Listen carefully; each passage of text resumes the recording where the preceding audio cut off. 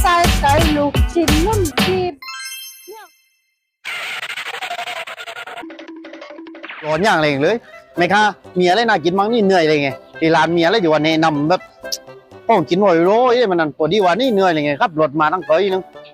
โอ้ยน่ากินน้ำเพไหมคะช่วยแนะนำดีมีอะไรที่ว่าแบบน่ากินเด็ดๆมั้งในร้านนี้มีอะไรบ้าง